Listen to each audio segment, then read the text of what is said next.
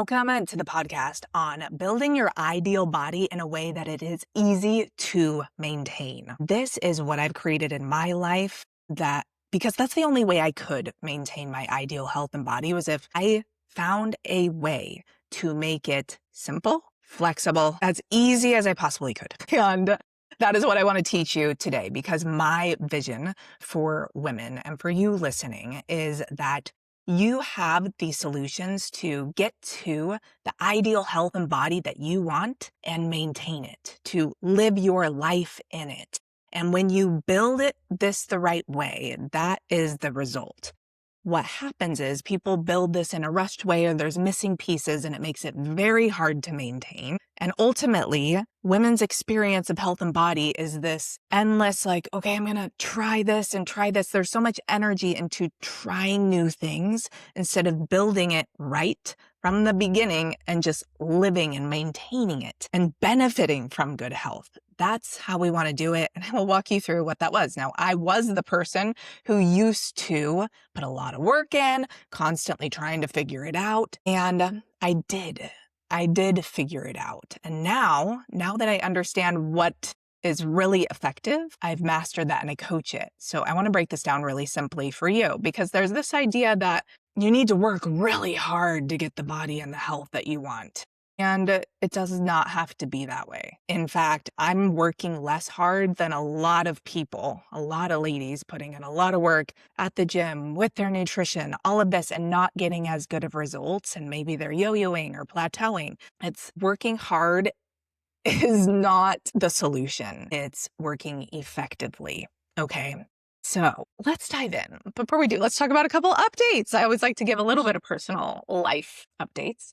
So first off, I'm finally growing on Instagram, which doesn't seem like a big deal, but honestly, I've been posting on Instagram consistently for 6 years and have grown like 1,000 followers in 6 years. Not that it's about followers, it's about being able to impact more people with real solutions for their health and body, right? It's about having a positive impact in the world.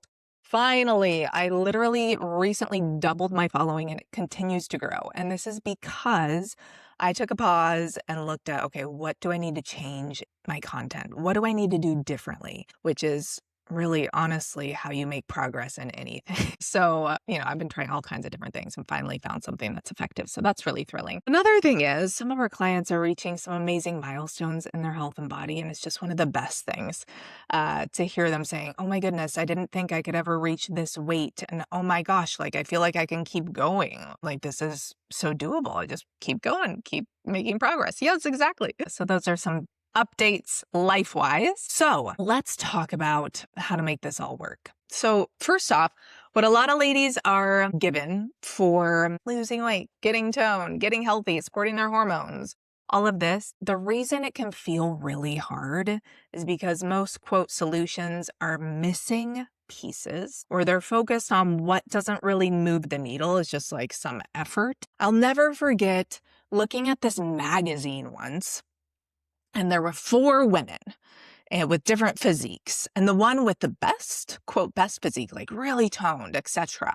It said she worked out in the gym 2 hours a day, 6 days a week, and something about how she didn't eat sugar or something like this. And then the person who was, more curvy, she did yoga 3 times a week or twice a week. And, she just intuitively ate. And basically, the story was the person that works really hard, that's the only way you're going to get that body. That is not true. We need to crush that first and foremost. Second, one caveat in regard to how I see health and body transformation is I will always prioritize health first. Because if you don't, over aesthetics is what I mean. Because if you don't, that aesthetic will be temporary, or you won't even feel good. You'll be really tired, or you'll be thinking about food a lot. You have to prioritize your health first, which, as I see, this is the health. This is the operating system, the metabolism, the hormones, the gut. You have to keep those the priority. That's the foundation. So the strategy must support these, okay? Then for me, I think getting toned is fun. It does not come up from a place of, I'm only confident because I'm toned. Like, no, it's just from a place of desire. So I found in the health fitness space, there can kind of be two camps. There's the people who it's like, oh, it's all about, okay, how do I get the weight off? And it's not actually very healthy. Or there's the people that it's so much about health that they don't really factor in aesthetics. It's like, hey, just do these healthy things. However your body looks is how your body looks, which one's not right or wrong. I just wanted both personally. I'm like, well, I want the health and I want to have the toned body that I can see definition and that makes me feel good. I want that. So I combine both. All right. So let's talk about what really works and how I've made this easy. So before, in this old world, I would work out 5 to 7 days a week. I would track my calories. Sometimes I'd be adding supplements and I would lose weight for about, it would be between 4 to 6 weeks and then I'd gain it back plus some. And I kept kind of repeating that. So lots of work, very negative results, gradually gained 25 pounds and ultimately had to learn how to do it differently, which I did. Definitely had a turning moment where I decided I needed to learn how to do this differently. I would love myself anyway, like no matter what. And I would figure out true solutions because I knew I was the source of my results. So first I had to actually start with the operating system. I had to change what was making it hard. And one of the things that was making it hard for me was overeating when I didn't recognize it at the time, but there were emotional triggers that would lead me to overeat. Maybe it was a really stressful day and I'd overeat at night. Or I would, stressful days or not having boundaries. Be like, oh, I'll just eat what everybody else is eating. And fiber. When you do, you are going to feel so much more satiated and full. Your body's going to be getting what it needs, which supports your metabolism and hormones in relationship with food, which makes it so much easier. Also, when you understand the science, again, you can choose the foods on any day and you don't have to restrict. Hallelujah. You don't have to follow somebody's food rules where it's like, okay, for 4 weeks, we're not eating any of these. Okay, but why? Because you said? What about, okay, honestly, it's so much about just hitting the macros. Now, I personally don't food track anymore. I'm not saying you have to food track. To me, that's not what I would consider easy, is tracking the rest of your life. Okay, but learning that and then learning how to eyeball it for yourself, you gain a really good understanding of your needs. And then you create menus over time or go-to recipes that you really like. You like eating that way. That's a part of making it easy. And that's what I have done. All the foods that I'm eating, 1, I like them. 2, I found recipes that are fast, I like. And then I make food batching non-negotiable. So once on the weekend, I'm batching my food. Once midweek, I'm batching food. Different people have different strategies around this, but some level of batching, whether that's literally portioning it all or making big batches of protein and big batches of veggies that you're going to incorporate, however you want to do it, but you need to make it easy. Hard is designing a whole new menu every day and cooking it from scratch. I literally would never be able to maintain that. And I would feel like a kitchen slave and it would be terrible. So parts of making it easy, educating yourself on what your nutritional needs are, and then choosing foods you like and developing some go-to recipes that you can repeat, and then having some food prep systems. Boom. Then nutrition becomes much, much easier. As you're eating this way, you're going to feel really good. You're like, wow, I enjoy this food. I feel nourished. This makes me feel satiated and clear-minded. So then another part that makes this easy is the desire for those foods that give you so much benefit back and you like the taste of as well. Then when, for example, you're with your family and they go to the drive-thru and they're getting all this stuff, there are so many times my family's in the drive-thru, I order nothing because I literally have no desire for it. And if I do, I may have a bite or two, but I've had so much experience with eating that food and feeling gross after. And I've had so much experience with eating healthy food and how good I feel after. And the healthy food that I've made is I find tasty. Then there isn't this like, oh, I'm so restricted, I can't have that. I literally don't even want it. Okay, that's part of the game that you play is like, you're shifting your desire around it. It makes it so much easier. It's like, I don't even want your food. Ew, that looks disgusting. Sometimes I will have it. Sometimes I'm like, give me a bite of the burger. Give me some of that milkshake. Sure. But I just, after a few bites, I'm like, wow, I'm starting to feel kind of gross. I just don't want it. This takes time. Wherever you're at, I'm not judging. Okay, that's certainly wasn't how I started. I remember wanting a whole milkshake, and I was like, holy crap, there's 1,000 calories in this milkshake. I never knew that. Whoa. Oh man, I really want that milkshake. Now I just like a couple bites of it, and I'm like, that's good. Okay, so over time you shift your desire because you've developed ways of eating that you really enjoy and make you feel good. And you want to keep doing that. Amazing. So workouts. Boom. Let's talk about this. Oh, this is so fun. All right. So the workouts. Oh my gosh. Just please focus on building muscle. I don't even get that many steps. Like a lot of coaches are, okay, hit your 10,000 steps. I'm getting like 6,000 steps. The days that I don't work out, I will do probably around 15 minutes on my walking pad out in my back patio. And I literally use it to get more energy. It's not because I need to hit some step target. I'm literally, okay, here are some of the games I play, and I hope you laugh at these. So I will go to my walking pad after work, and I'll turn on my favorite music, and I'll be dancing on the walking pad, and sometimes I add props. I'll put on some sunglasses. I'll have some feather fan. I'll have, what have I used? I want to get a feather boa, but I don't have one. I have some wings maybe I'll put on.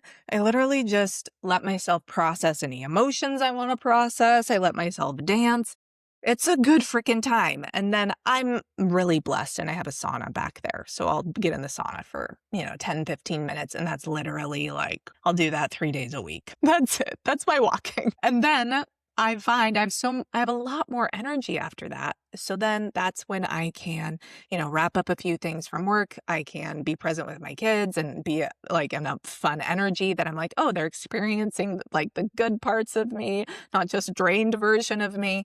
And it's not taking a lot of time, gives me a little bit of a second wind to prep some dinner, do some food prep, take care of the home, take care of the fam, take care of me, and wrap up a few work things, be present with my man, etc. Awesome. I use it as a way to just get more energy. 10,000 steps in my current lifestyle, and it's just not where I'm at. I'm not that person, and you don't have to be. Next, the workouts. This is going to crack you up. Okay. You do not have to do it this way. This just makes me happy. But when I started getting into weightlifting with progressive overload, I was shocked at how much rest time there was. Like, wait, I just sit here for like a minute and a half between the set? What? That feels so easy. I was used to more like, okay, go as hard as you can for 30 seconds, take a 15-second rest, and then do it again. I was used to more interval training type workouts. And when I shifted, it was like, wait a sec. Ultimately, half of my workouts rest time. Like, I feel like I'm cheating. This feels too easy. Here's the hard part of the set is the last few reps that are hard. But ultimately, the rest of it isn't too bad. So what I do in between, like when I do let's say I do a set of squats. Those last few reps, I'm like, oh my gosh, can I do this? Okay, we got this. Whoosh. Okay, it's literally, what is that? 10 seconds. Like 10 seconds of like that was discomfort. I'm choosing discomfort. Cool, you got it. And then I reward myself with stretching. I stretch however I want. That rest time is mine. I'm listening to my favorite music. I'm literally just tuning into my body. Whatever I want to stretch, I will stretch. Sometimes I hang upside down on the squat rack bar because it feels so good on my spine. I'm having a jolly freaking good time in that rest. Then I'm like, okay. Then I'll start to recover a little bit. I'll get a little bit hyped up for the next set with my music. Do a little dance, do the next set. The last few reps, lean into the discomfort. We got this, lean into it, boom. Then I reward myself with the rest. I'm going to stretch however I want to stretch. I'm going to stretch here. I'm going to stretch there. I'm going to let myself feel lazy. We recoup. Okay, let's hype up for the next set. Okay, ready? Hip thrust. Let's go. And honestly, sometimes it's 4 exercises, 3 sets each, and that's it. Sometimes it's 6 exercises, or sometimes you have to do single leg exercises, which feels like it's double the amount of reps because it is. And then that's it. That's it. And then I'm out of the gym. That is it. And it's more about smart, effective structure in the workout hitting the progressive overload where it's like, okay, last week I got 8 reps. Can I get 9? Okay. And you don't have to get a PR every week, but overall, you're gradually getting heavier. That's the money move. Okay. That's what makes it effective. Okay. Boom, boom. Then I do prioritize sleep. Love it or hate it, it's just one of the biggest needle movers to getting your body to respond to anything you want it to do. You need to sleep. You need to eat enough food, and lifting weights is huge. So, if I were to boil this down to like what really moves the needle, it's like, okay, when you are in a fat loss phase, hit your freaking macros, at least your calories and protein consistently. That's what's going to move the needle.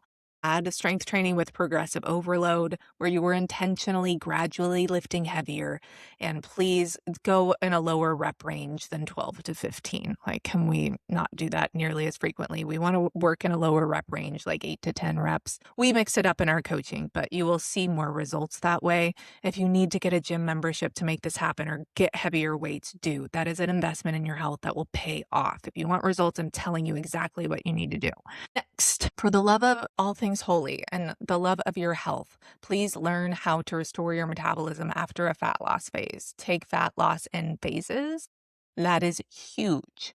As you are doing these things, be finding recipes you like that are super easy, create structure for planning and prepping. Amazing. Hit the gym a couple times a week. The other movement, just make yourself freaking happy. I'm on my walking pad being a wackadoodle, having a ball. Okay. And that is how I've maintained my physique for 6 years. I told you it wasn't that hard. Now, there have been seasons where I did work out 4 days a week. As I've hit my 40s, like I needed more recovery time in between the workouts. So I did give myself that. So at this point, it's 3 times a week. Often one will be glute focused because I really would like to build my butt. One will be upper body, and then another will be like a full body. But I'll kind of mix it up. Sometimes it's all full body, sometimes, but I'm not doing like muscle group days where I'm in the gym 6 days a week.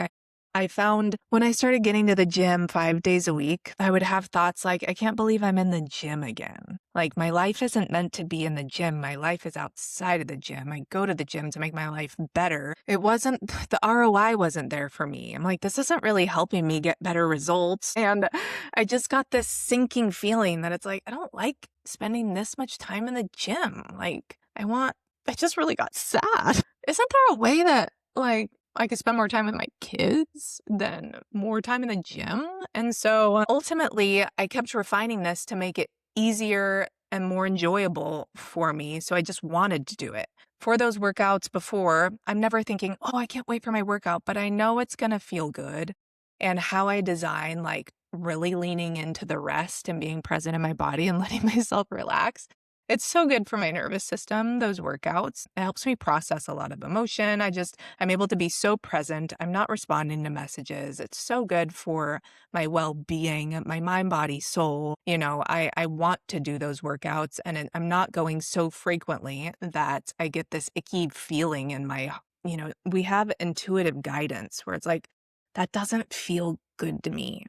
Being in the gym more frequently, I didn't personally like it. I'm like, okay, what's my point of being in the gym? Anyway, you can find your own sweet spot. Some people really like being there every day. Like, I'm not saying you have to do it like me. I'm saying you can do it in a way that's way less effort and still be getting great results. But you must dial in the needle movers. Hitting the macros in the fat loss phase, taking fat loss in phases, strength training with progressive overload, hydration, sleep. Those are the needle movers. It's not working out more. No, it's not eating less. It's not restricting certain things. It's the right amount taken in phases. Like, nail that. That's going to move the needle way more. And then you're less stressed because you're not just efforting, right? Okay, so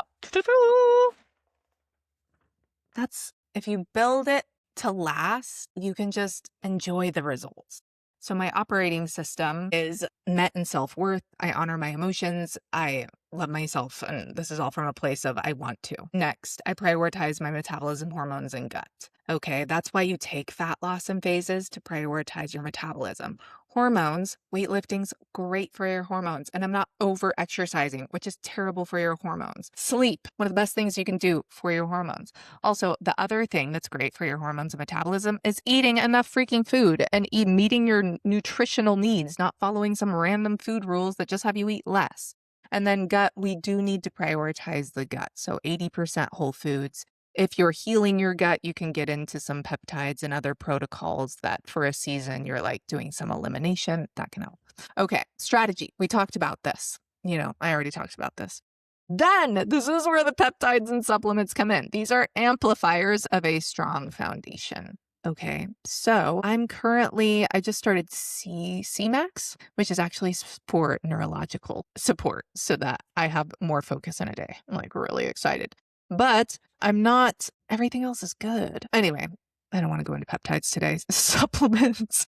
I do take some supplements, but they're never replacing this. Okay, so this is how it's built to last. And the operating system is huge. You can hear the choices I'm making with how I show up for my health and body is because I want to feel good, because I love myself, because I'm worthy of feeling good physically, emotionally, mentally, spiritually. And this vehicle of life, our body, is interconnected to all of that. Okay, so if we can make this easy and focus on the biggest needle movers and figure out how we can enjoy the food, enjoy the workouts, and be pulled to them because they make us feel so good, why wouldn't we? That's how it's become easy for me to maintain. If I needed some giant regimen where, okay, I'm working out 6 days a week, I'm tracking every morsel of food, like, no. When you are in a fat loss phase, tracking is huge. Please do your tracking. It will pay off. And then track for a while to get out of that fat loss phase with the metabolic restoration. And then you can taper off the food tracking. For me personally, I needed to take it in seasons. I couldn't do straight food tracking. That is still a story. I could have, but I did not. I did not. I would take it in seasons, and that worked for me until I got to my ideal body composition, tapered off the food tracking, just maintain it. At this point, I will design like a menu for myself, and I'll weigh some of the foods sometimes, but I'm just not tracking anymore. I learned what I needed to learn from it, and now I can just maintain. Now, if I ever feel like I don't have the body composition I want, I would go back to tracking it. I'm not doing it now. I love what I eat. I like my movement, and I know what's effective and what's not. Bada boom, bada bing. I incorporate good deep core activation in my lifts, so I actually don't even do deep core exercises anymore. Just being honest. Alrighty, so I hope this gives you some context that it's not about working harder. It's about building it the right way. I don't ever overeat anymore. It's just I can observe the triggers and move through them without food. That was a huge one that was stalling my results. It's just all built to last, built to thrive. You are much better off learning this for a year or two, and then you are set for the rest of your life. It's rooted in science and strategy.